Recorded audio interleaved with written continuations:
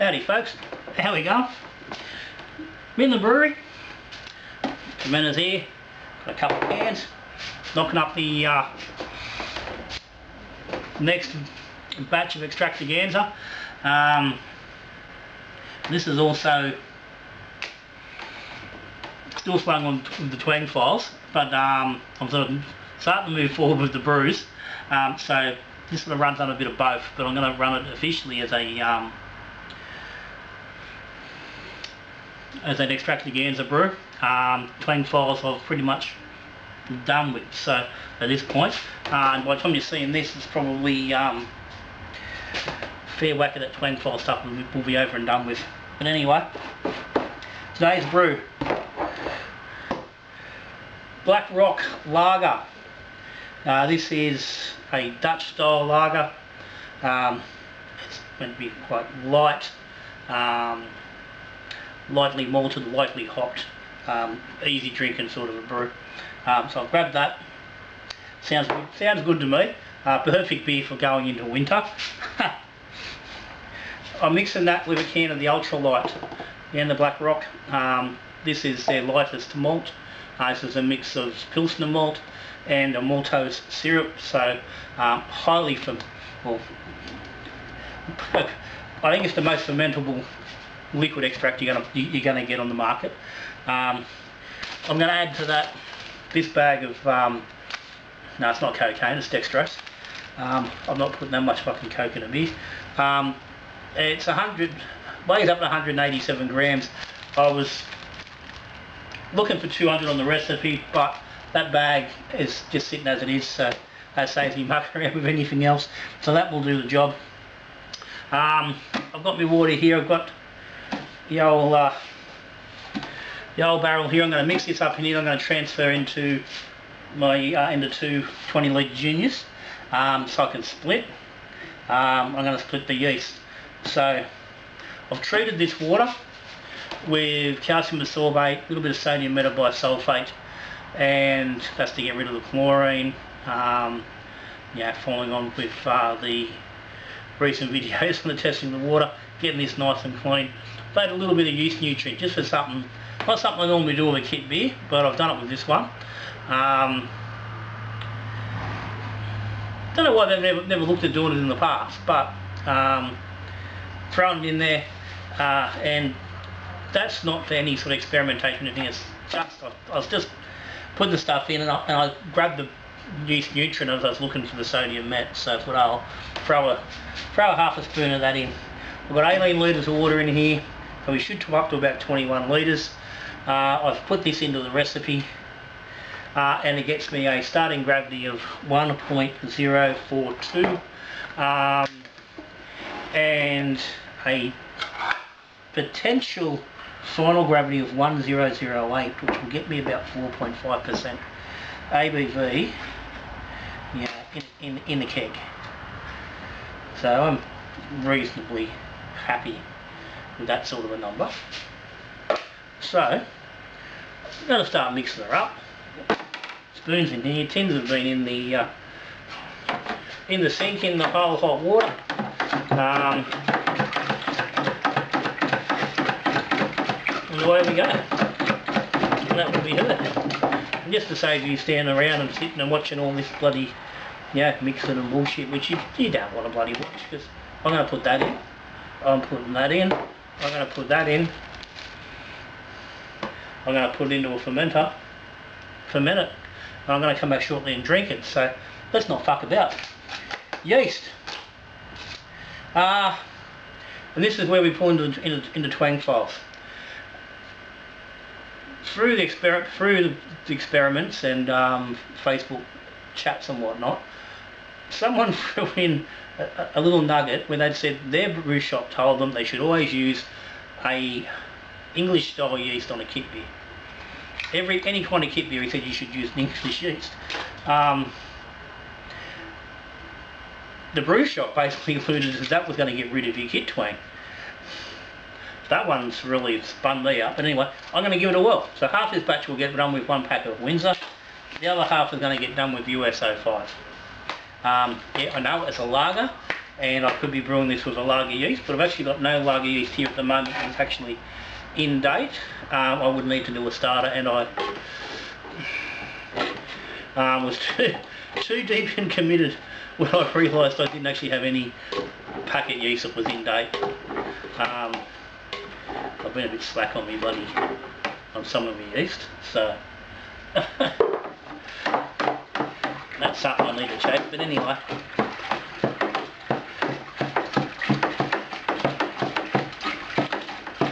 and I will ferment these at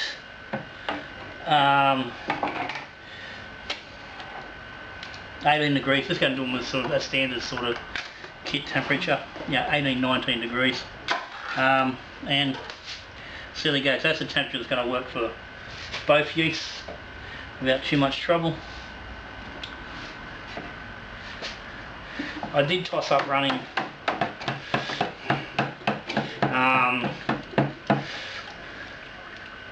and I might do that yet. Sometime between now and when I taste this beer, I will make an actual decision about whether I split one of these, the US-05 batch, into the separate fridge and run it at 15 degrees and do a bit of a fake lager instead of the higher temp and really stick with an 8.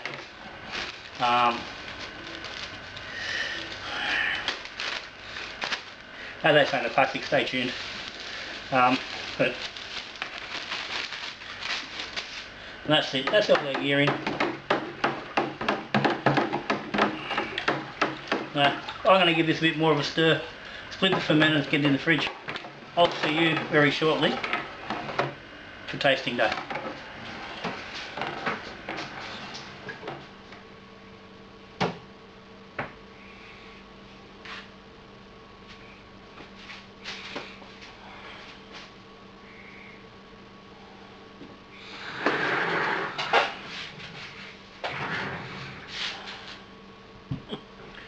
Righto, tasting day on these Black Rock lagers.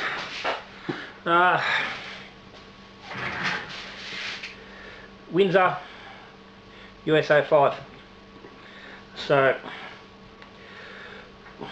numbers on these beers before going into kegging. So they both said that the Windsor came out at 10.14 and the US-05 was at 10.18. Now I don't know what that was about, and I'm assuming that the 05 would have, if there's any fermentation still be happening, which I'm assuming there was at 10.18, that has happened in the keg. I will get a hydro sample and I'll stick it in the comments, or I'll stick it up here on the screen what it actually is now that it's had 2 months in the keg, because it's definitely, I'd be surprised if it finished at 10.18. The US-05 I've used, it is dry. It's from a from a larger pack, so it's possible it has been a little had some deterioration, a bit of cell loss, some cell death from sitting around, but I don't think so. I think we'll get it down. But anyway, let's get into this fella. So this has been, I've had it on keg now for 12 days, and it was kegged on the 30th of May, so this is actually June, July. This is 2.5 months old, so it's actually longer, aged more than I would have normally let it sit. But that's just, I just couldn't get on. I couldn't get onto the taps into the keg fridge to get a tasting done. Just didn't turn out. For all sorts, a couple of different reasons. But anyway, here we are. So the first thing I'm really noticing is that it's actually a lot darker in colour than I would have been expecting. Certainly when I look at the picture on the Black Rock site, it's quite a light, as described as a Dutch style lager. But I did bring this down to 21 litres instead of 23. So we've concentrated a little bit, so that could have a little bit of an effect. I still would have thought it would have been a little bit paler than that, and certainly not so red, but there it is. Other than that, she's reasonably clear.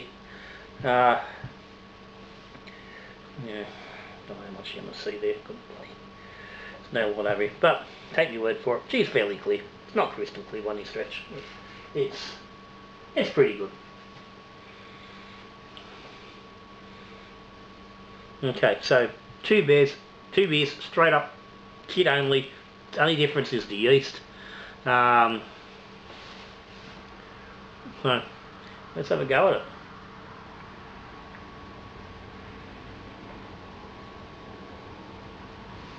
On the nose initially, they both taste it. They both smell the same. Okay, that's reasonably clean. There's a slight berry sort of vibe, which I think is a bit unusual, but it's not. It's not overpowering or overbearing.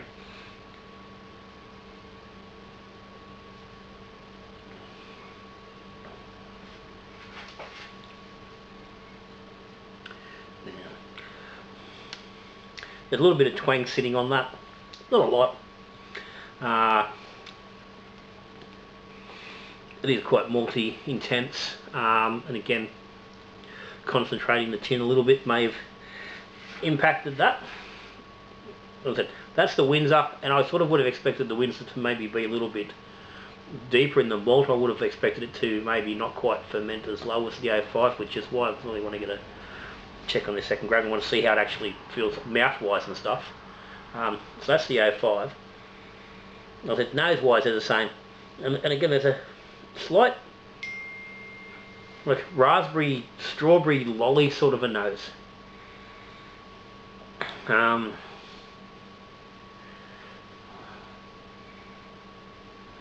Trying to pick exactly where what the smell is. That's sort of how it's feeling, like the raspberry lollies or the strawberry cream lollies. That sort of berry smell. Even like fruit pastels.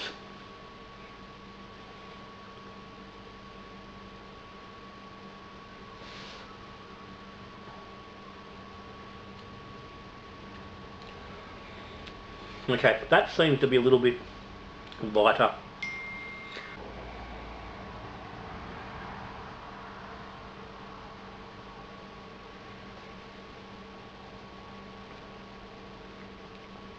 Yeah, it definitely feels lighter on the mouth, and that the twangy effect is a little bit lessened.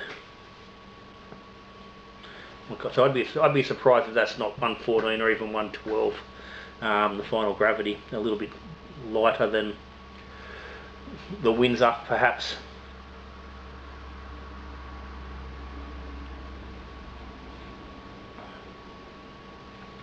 I mean, it's not much. They're very similar.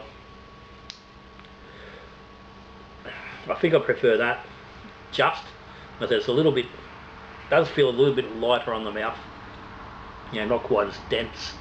And the twang's just a little bit more reduced in there. There's not a lot in either, and they're both actually drinking reasonably well.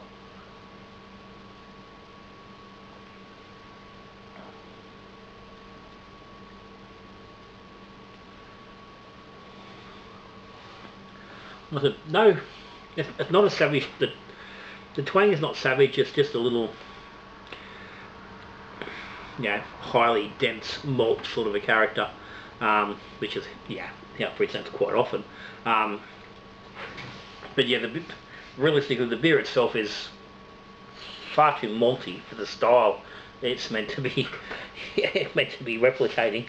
And as I said, had I put 2 more litres of water in initially, that would certainly be helping that. I said this is finished out at 5% ABV. The Black Rock are expecting 4.5. I mean, and that would be, I'm assuming, allowing for some actual priming as well. So it's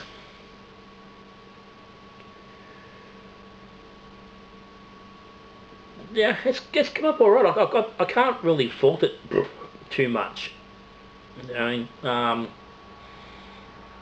they do recommend brewing with 1 kilo of liquid brewing sugar So we've used the ultralight, which is the next best thing, but there's a big difference between sugar and malt. So if this was all dextrose or a high dose of dextrose, it's certainly going to come out a lot lighter again. So I think it's certainly going to slip into that category, one of those beers that need a high dextrose dose, with much lower dry malt contribution, or or potentially no dry malt contribution to keep it down nice and low. As it stands, I think it's definitely a beer that's worth having a crack at. If you're into if you like your lagers, especially European stuff, I think it's a good go. It's got a nice bitterness. It's got a nice follow through.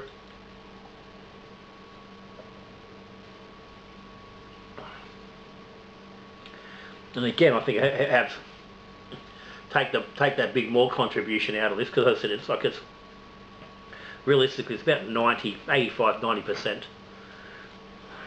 malt as opposed to sugar. I think you swap it over, I think those hops are going to jump out even more. They're certainly going to be more dominant when you haven't got that big malt base underneath it. So I'm probably a little bit disappointed I didn't actually go that way with it. I think it would have potentially worked a lot better.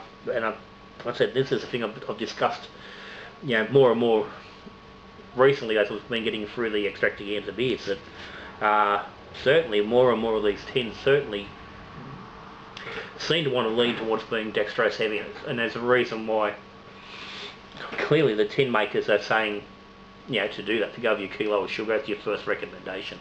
I still don't think I fully support 200% dex, but certainly it's 60-40, 70-30 blend with dex heavy certainly is going to do decent beers in this sort of thing. But as it stands, the Black Rock gets a thumbs up from me. It's not it's not perfect, but as I said, I think with a little play around you're going to go alright.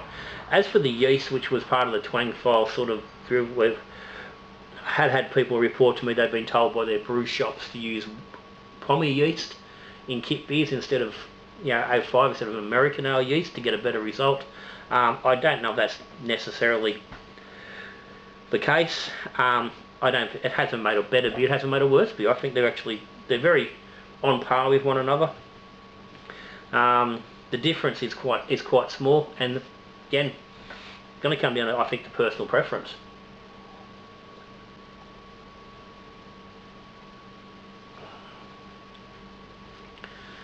That's quite drinkable.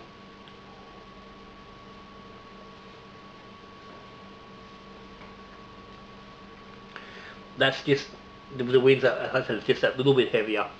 There's definitely more body, and as such, there's a bit more malt presence. Obviously, it hasn't fermented quite as much yet, so coming across a little bit sweeter. So definitely for me, in this style, definitely the 05, and certainly if you want to go to the trouble, throw some lager yeast on it. But yeah, so my recommendation, all up for this fellow, would be the 1 tin, kilo of dextrose, maybe 300 grams of light dry malt, or like your tin of your brewing sugar, if you're in somewhere where we can actually get it. It seems that we don't get the brewing sugar here in Australia from Black Rock, which we did. I'd really like to give it a go. Brew at the 23 litres. Use lager yeast or USA 5 down nice and low. This was done at 15 degrees for the first 5 days. To get us as clean as we could. It certainly worked. So that's it. But yeah.